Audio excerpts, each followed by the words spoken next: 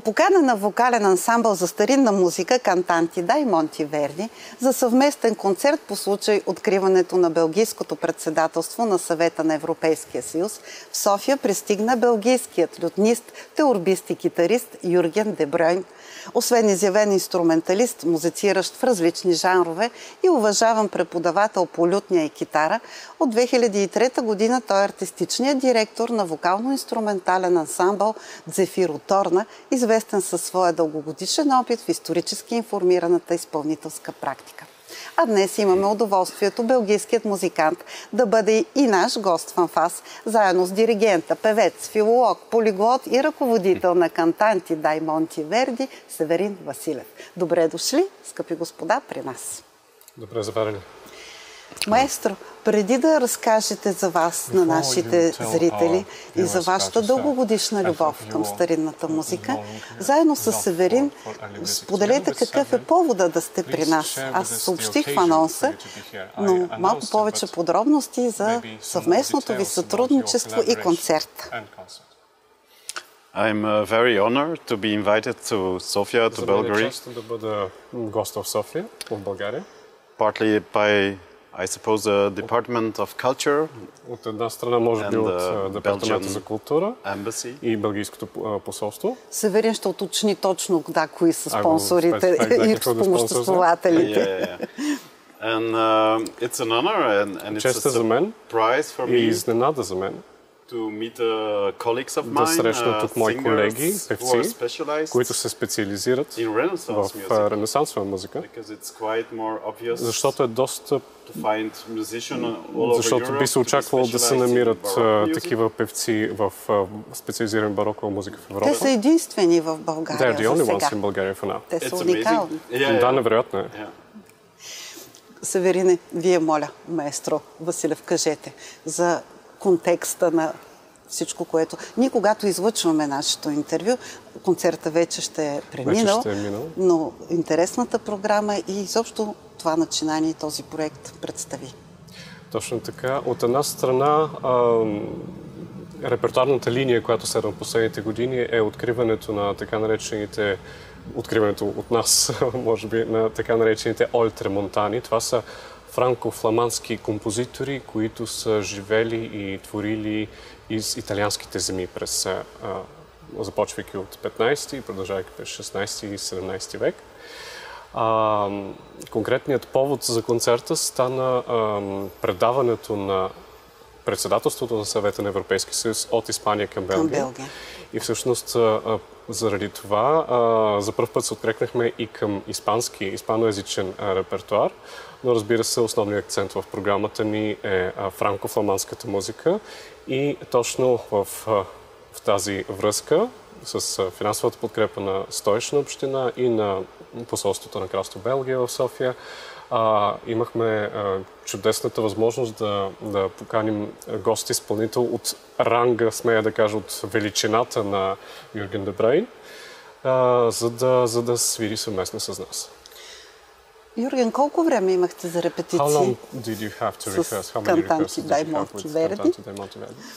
They were very well prepared. Те бяха много добре подготвени. It went very easy to join them. Така че беше доста лесно да се присъединя към тях. And to contribute with my instrument. И да допринеса с моя инструмент към мадригалите и шансоните, които те пеят. Аз мислих по-късно да ви поканя да изпълните нещо в нашото студио, но преди да говорим за вас, за любовта ви към китарата, лютнята, теорбата и така нататък, сега за нашите зрители ще помоля да изпълните нещо интересно и ще ни кажете какво. Okay.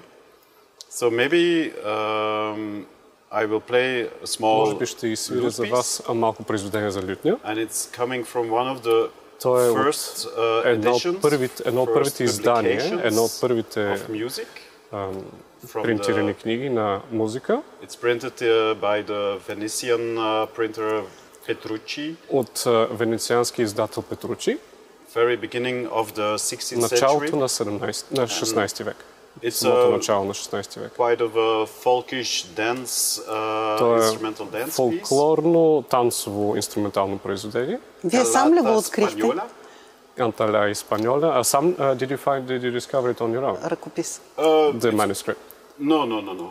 It's quite common and it's well known. Това не е в So it's one of the earliest printed lute едно от music. най-ранните произведения за лютня издадени. So it's by the composer, Milanese composer. От миланския композитор от Милано. Joan Ambrosio Dalza. Сцената е ваша.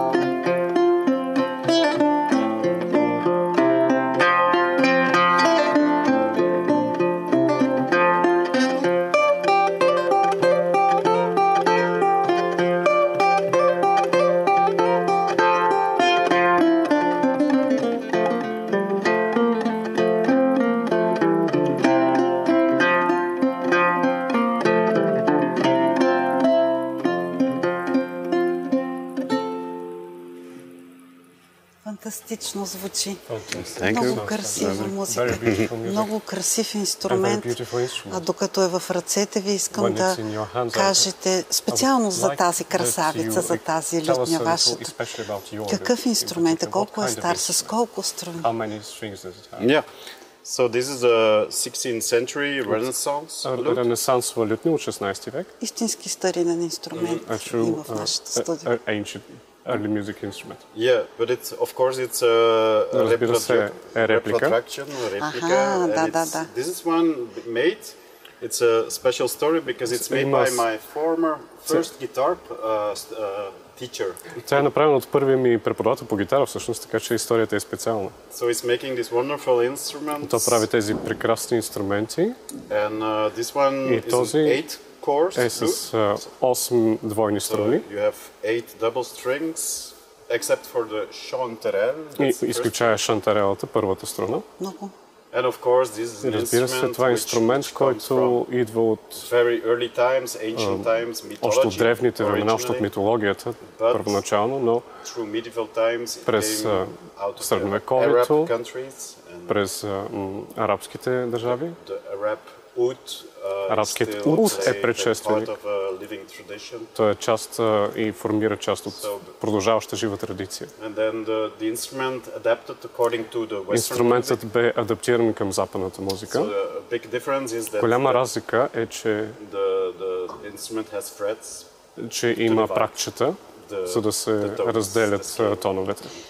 Много сложно за изпълнителя звучи всичко това.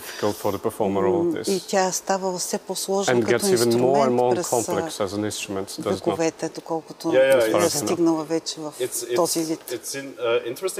Интересно, защото то отразява цялата история на музиката, развитието й. Започвайки с още от средновековната музика, която се е свирила мелодична музика с перце, с плектрум. Да, първоначално с перце. И когато се развива полифонията от мелодия, започват да свирят с пръсти, което дава възможност да се свирят 3 или дори 4 гласна вокална музика. Всъщност има много повече възможности за звукоизвличане от китарата. Да, не е само както китарата, която свири акорди, но може и контрапункт, т.е. полифонична музика се изпълнява. Не мога да устоя на изкушението да не ви помоля още едно изпълнение да запишем на живо в нашото студио. Какво ще бъде? Нещо може би ще ни изпеете заедно с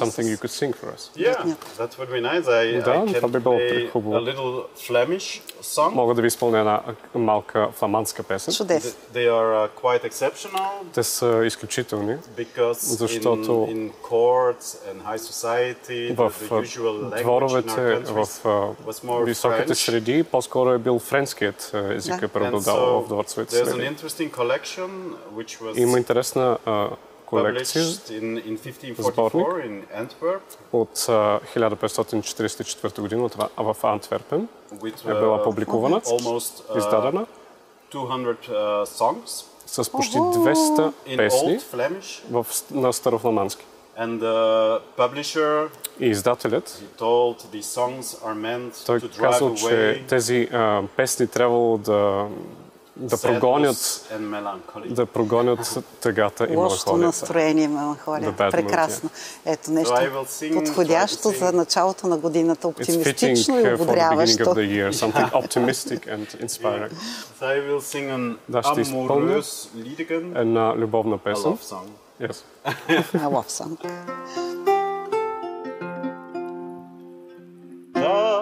Det kommen skal bildes ut, det slange mot fortruen. Der nøyten was de liefde goed, nog en heeft geweest mijn levensduren. Door nijderskuren is mij geschied. Voor een klein vrucht, zo menig verdriet. Op een muziek klaag ik mijn nood, dat ik mijn zoete liefde moet derven. Een kusken aan haar monnikenrood, een troostelijk woord laat mij verwerven. Dat ik moet sterven, mijn druk aanziet. Voor een klein vrucht, voor een klein vrucht, zo menig verdriet. Voor een klein vrucht, voor een klein vrucht, zo menig verdriet.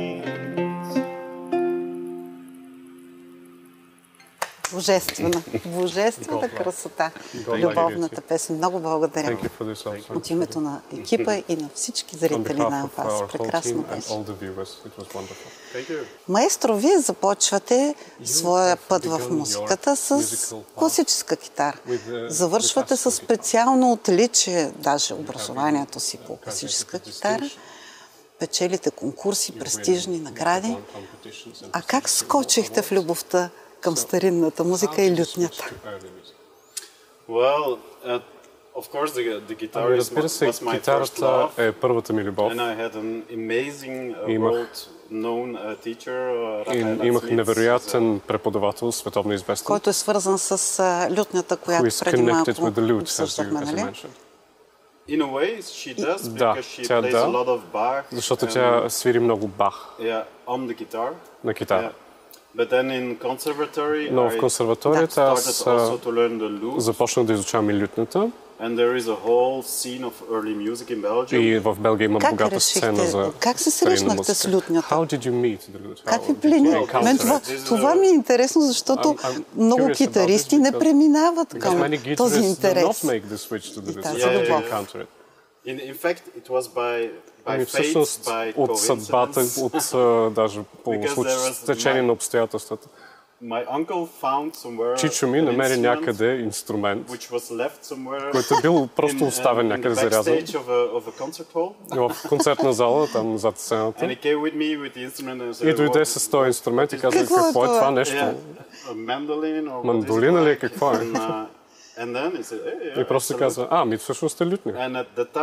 А тогава аз трябваше да избирам втори инструмент, на който да трябва да свиря в консерваторията, и тогава открих, че има преподавател в консерваторията по специалист по средна музика. И започнах всъщност да изучавам лютната и да се присъединявам по-малко към ансамблите с старинна музика. Имаше много интересен музикант и диригент, хоров диригент, който ме запозна с света на музикалния свят на Монтеверди и на полифониците, фламандските полифоници.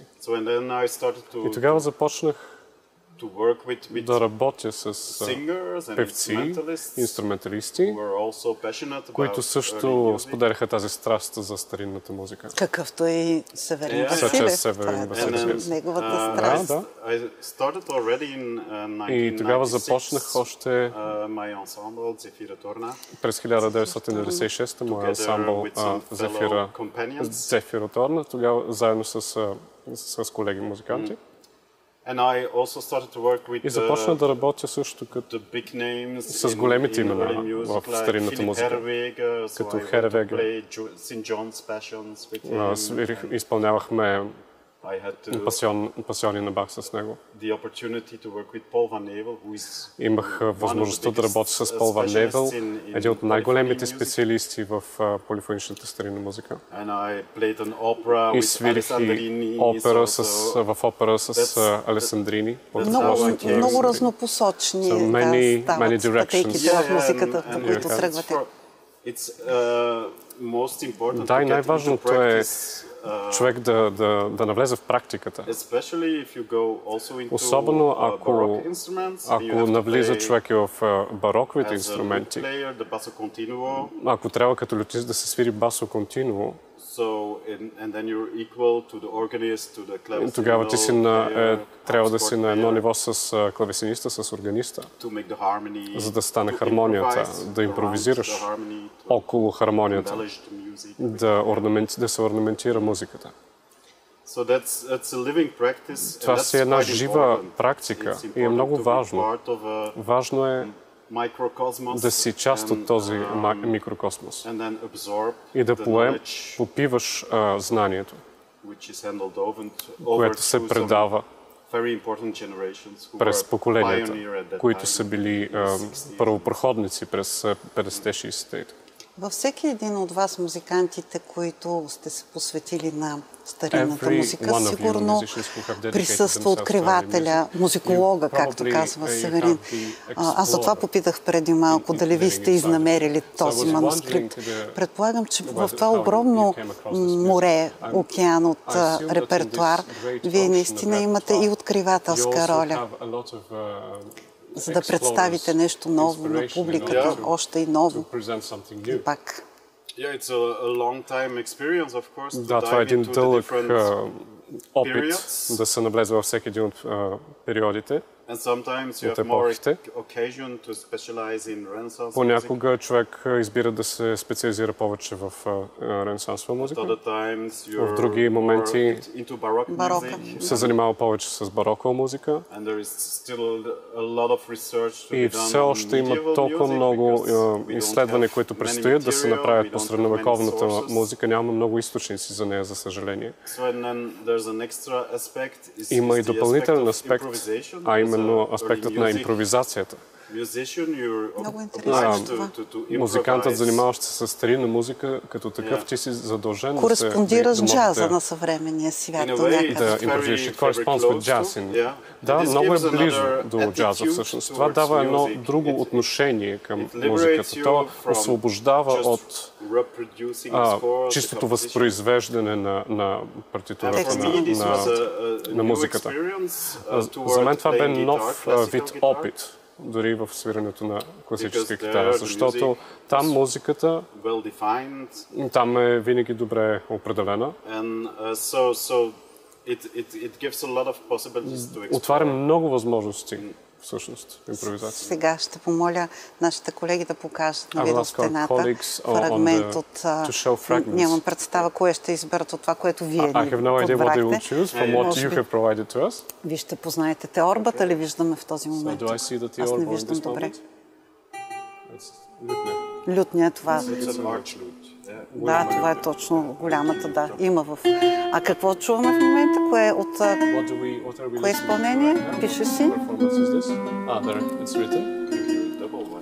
So this is a special program, специална програма, която са направили заедно с съвременни музиканти, с ансамбъл за съвременна музика. В Ренесанса има голяма фасцинация с пъзелите, с енигматични форми и символи в музика. Много артистично.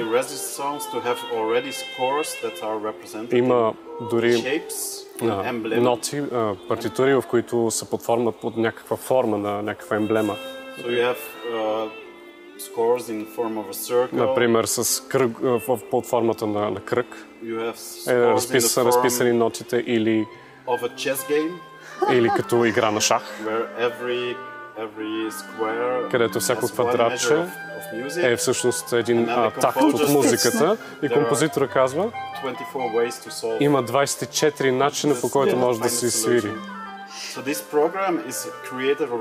Тази програма се заиграва с това. Взехме примери от емблематична музика, така се нарича емблематична музика. Има музика от Гийом де Машо, например. Много ранна музика от 14 век, която представлява лабиринт.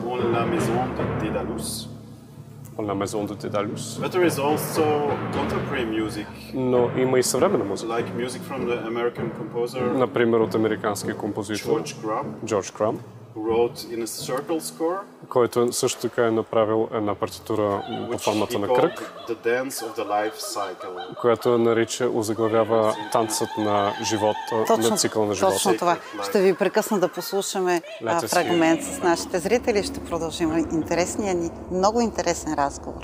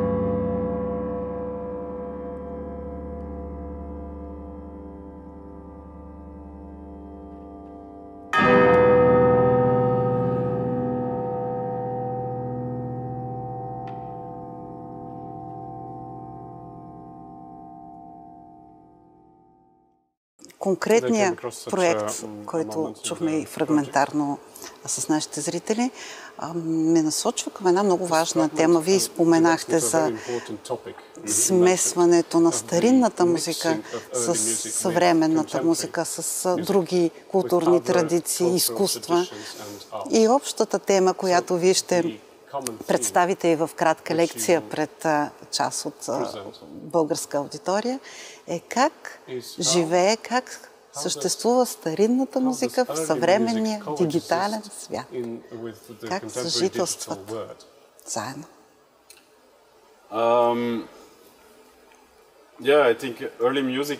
Мисля, че старинната музика се вдъхновява много от музикалната текстура, от звуците, от друг начин, по който се изразява музика, което за нашите съвременни уши е доста екзотично. Това е едно изследване за това как музиката може да бъде част от един ритуал. Мисля, че е много важно да се създават нови ритуали, които да се свързват с нашето време. И по един трансисторически начин да обясняват аспекти на това какво е да си човешко същество или какво е човешкото същество. Този сложен начин, по който хората могат да си представят нещата. За мен е изключително интересно да се занимавам с старинна музика, защото музиката през епохата на Ренесанса е част от една цяла система, където науката, астрономията, философията вървят заедно, ръка за ръка. До тогава то се превръща в една лаборатория на идеи. Например, през 16 век в Падова имало място Одео, което е нещо като академия. И там учени, философи, поети и музиканти се срещат и обсъждат идеи, които се опират на древногръцката философия, например. Там ново изкуство се заражда. Мисля, че дори в нашето време е интересно да свързваме, да правим връзки с науката, с нови начини, по които да се обясни света и да се изследват чудесата на света. Винаги правя сравнението с камерата на чудесата, Вундеркамера, която е била много популярна в европейските дворцове.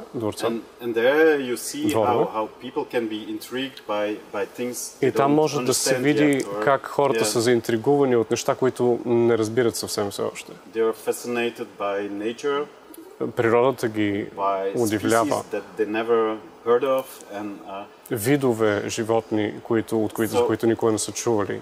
И мисля, че дори в наше време трябва много да поставяме всичко под въпрос, да разбираме на къде отиваме и откъде идваме. И това е начин, по който може да се направи една метаморфоза и да еволюираме като човешки същества. Аз се опитвам в моята работа с Зефироторна, опитвам се да представям символи или теми, които обясняват или изследват нещо за човечността, за човешкото същество. И се опитам да създам форма, която има силата на ритуал. Мисля, че музиката не бива да се слага на сцена като нещо абстрактно. Тя трябва да е част от един хепенинг, от едно осъществяване в момента, където хората се опитват да хванат, да усвоят едни кодове и да дешифрират тайните на живота. Много ренесансова. Всъщност по дух кратка лекция. Чухме прекрасно беше. Interesting short, a Renaissance spirited lecture we just heard. Thank you. Специално за вашия ансамбъл, на който сте артистичен директор от 2003 година. Не бъркаме, това са 20 години. 20 години, в които много са забележителните проекти, концерти, записи, които имате. Но разкажете за нашите зрители най-знаковите, най-важните неща от биографията на Зефироторна.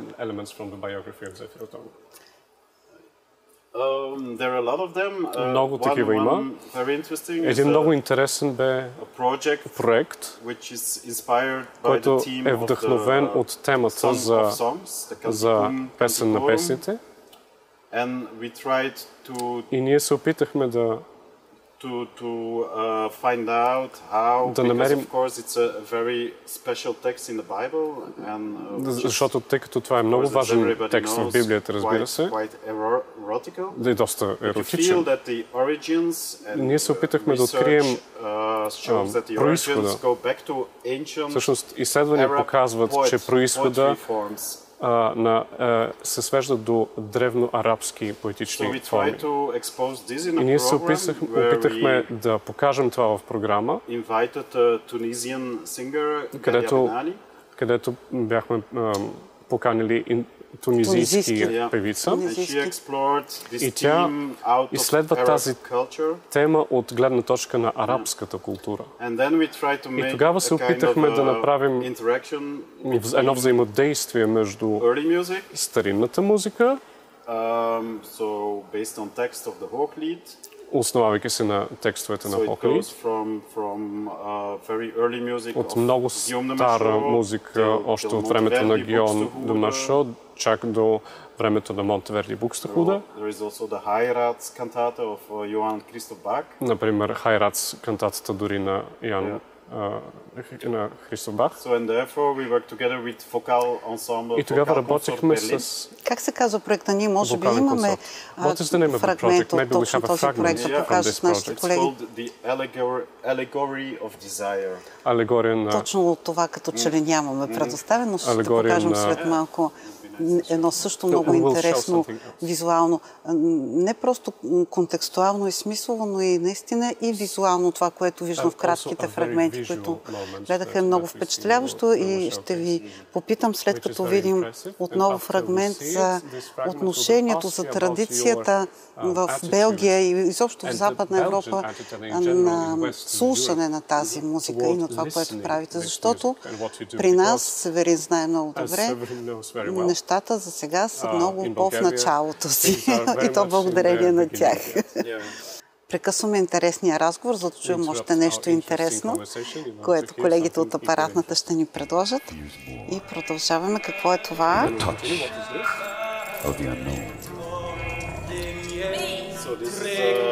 Това е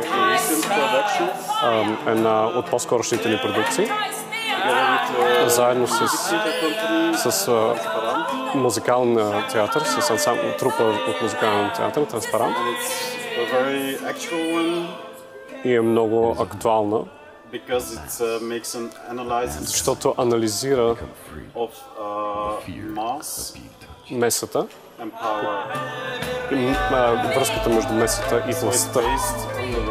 Тя се основава на писанията на роденият в България писател и философ Илияс Канети. Отново интересна симбиоза, форма и елементи. Да, а музиката е средновековна всъщност. Има песни за кръстоносците походи, където се занимава с конфликтни места всъщност. И в момента дори още по-актуална тази тема заради търканията между християнския, еврейския и арабския свят. Но разбира се, това е в една голяма абстракция и генерализация за това как масите се събират и се застъпват зад идеите за един по-хубав свят, за климата, промените в климата, да влязат в еволюцията. И как властта се проявява. But surprisingly, so we arranged medieval music. Интересното е, че ние аранжирахме средновековна музика с един много специален колектив. Има имаше звуков артист, който измисли нещо като свой собствен инструмент дори, нещо като орган. Изпълнител на корнет, който свири и на джазов тромбон. И има и перкусионист, барабанист.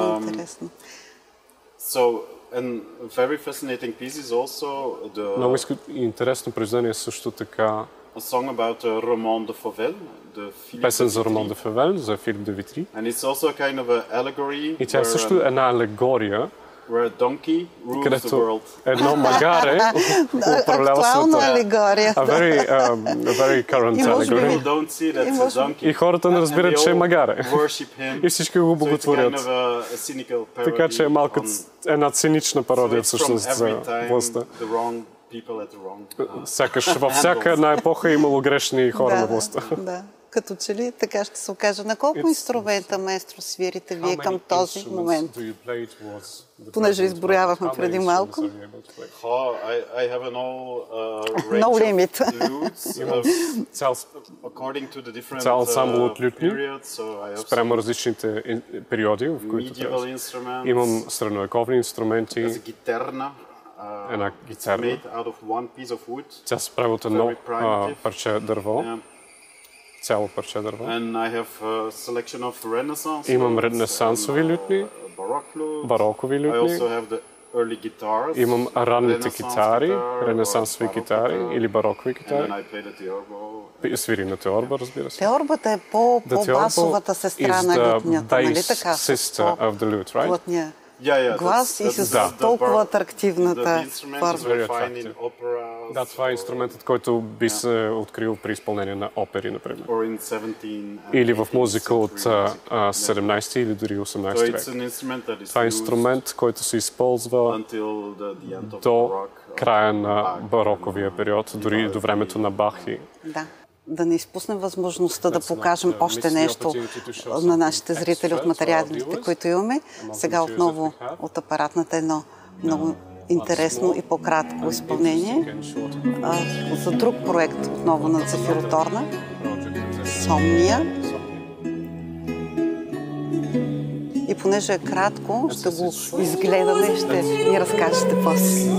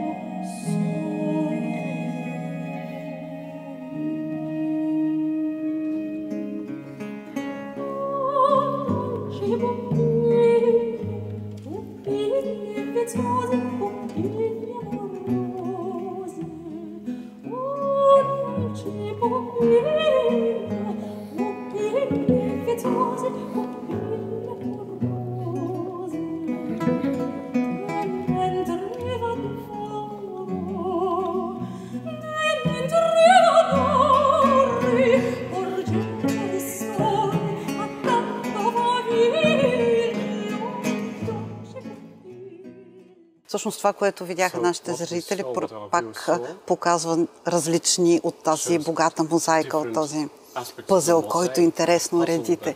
С толкова много различни артисти, хореографи, музиканти, наистина много богата палитра от сътрудничества поддържате с вашия ансамбъл, което е възхитително. А колко записи имате? Много. Различни. Чак толкова, защото много програми не се записват. 12? Може би 12. Което никак не е малко и отново говори за интереса на звукозаписни компании към продуциране и звукозапис на такава музика. Кажете за тази традиция, която е създадена там, откъдето вие идвате. Публиката да се интересува, да харесва, да търси това, което вие предлагате. So in Belgium you have some very specialized festivals. Белгия има много тясно специализирани фестивали за старинна музика.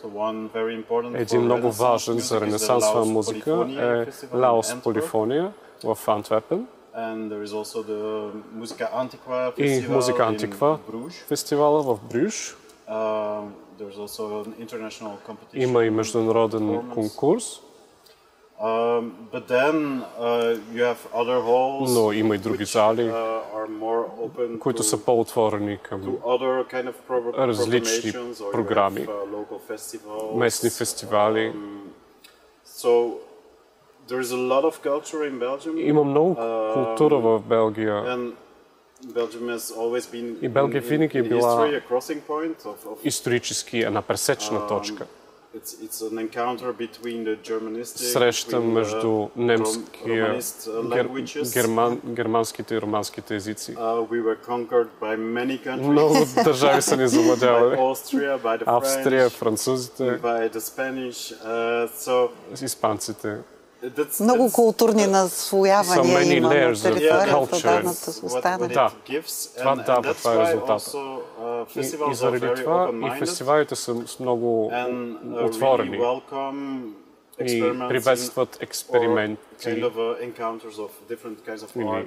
срещи на различни видове изкуства. Има много силно съвременно изкуство, особено танц в Белгия, с важни хореографи. И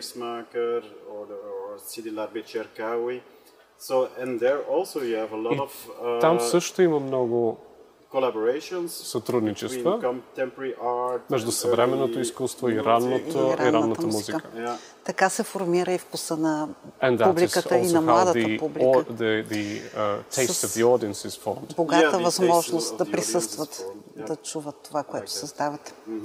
Исках, маестро Василев, да ви предложа да зададете на Юрген един професионален въпрос, такъв какъвто аз не бих измислила, който да е съществен за картината на вашата обща кауза, старинната музика и популяризирането и в съвременния свят.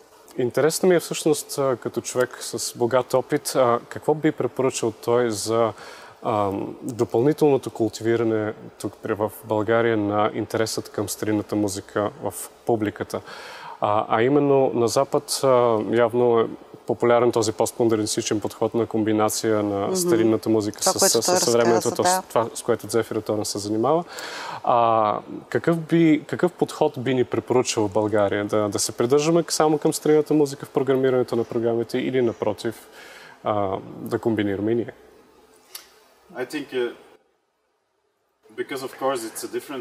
Тъй като ситуацията е различна, за разлика от нашата страна, където историческата музика е също така свързана с историческите градове, в които е писана и изпълнявана. Дори архитектурни монументи има все още свидетелстващи за тези времена. Но мисля, че за вас би било важно да следвате по-абстрактни идеи. Може би да се да има фестивали, в които има тема, а темата може да е много обща, като метаморфоза, например, нещо такова. И тогава би било интересно да се покажат множество по различен начин примери за тази тема. Като една вундеркамера, където може да се покаже малка част от красива старинна музика или от друго място, в което да се покаже нещо друго. Така че нещо като лабиринт, калейдоскоп на хората да изживеят различни неща, но все пак свързани с една обща драматургия, с една тема. И това би могло да бъде един културен обмен.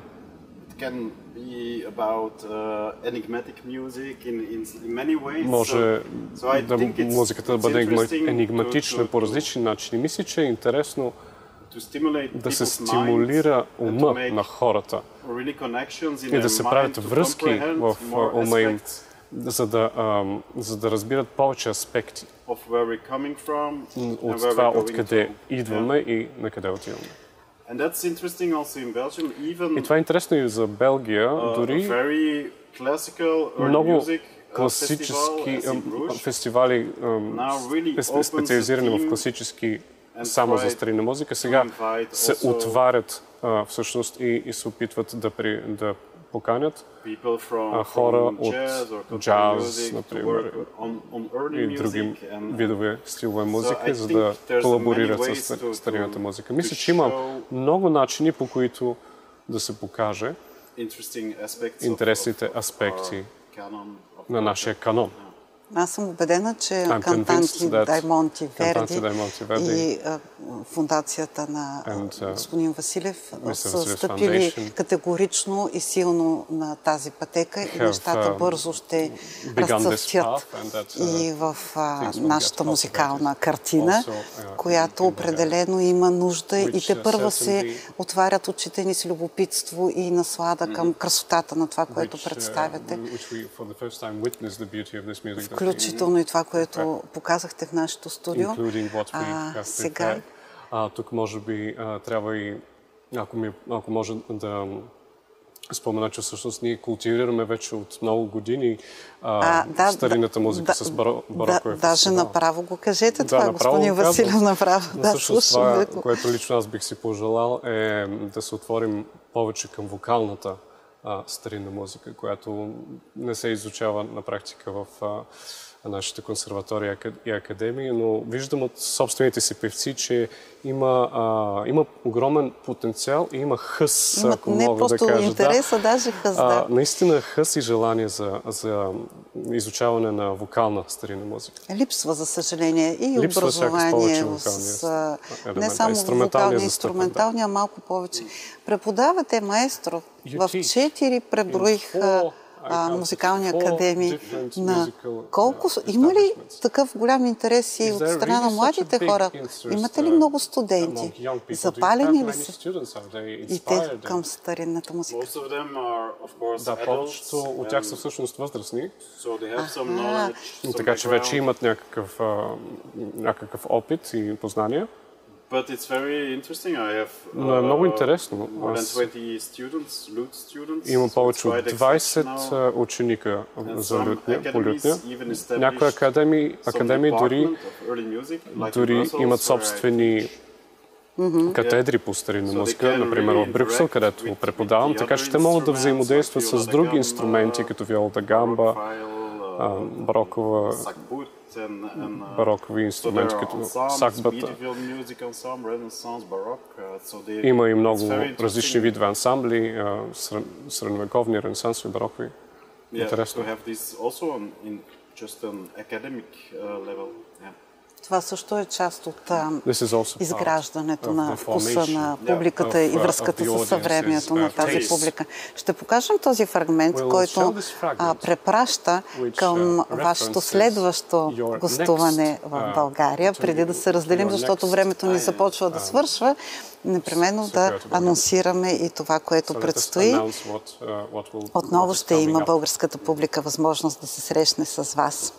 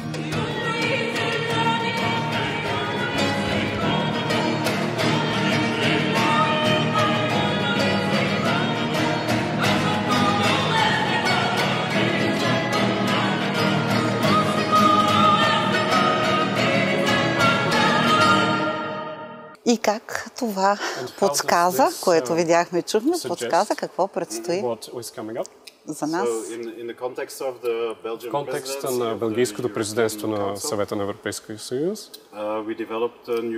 развихме нов проект и това е първият пример за него, защото ще създадем резиденции в различни европейски региони, където винаги ще се сътрудничим с трима изпълнители на нещо като лютня, в един морфологичен смисъл. Може да е мандолина, може да е сас, може да е ут. Тоест един диалог, интеркултурен диалог. И ще има и певци, така че проектът е за лютневи песни. И певците също ще бъдат класически, но и не класически. Дори, може би, джаз или фолклор. Всеки фестивал ще показва своята собствена различна формула. Ще работим заедно с тези хора, които съберем по една седмица и после ще представим концерт като част от фестивала в края на седмица. И ще отидем към северните държави, в Малта също пък и в Гърция и на юг. In Bulgaria, when? И в България много се радваме да дойдем в София, като част от Софийски музикални седмици през лятото. Точната дата не е известна все още. We will expect it. Много е интригуващо за мен да бъда тук. Да бъда тук в момента, да се срещна с хора и може би и те може да са част от този проект. Но в края ще имаме един пъзъл от различни репрезентации на европейското ДНК. ДНК. Невероятно. Всичко беше много интересно за мен, за зрителите ни. За съжаление ни изтече отреден един час за нашата среща. На добър час, маестро. Очакваме ви отново през лятото в София. Разговаря.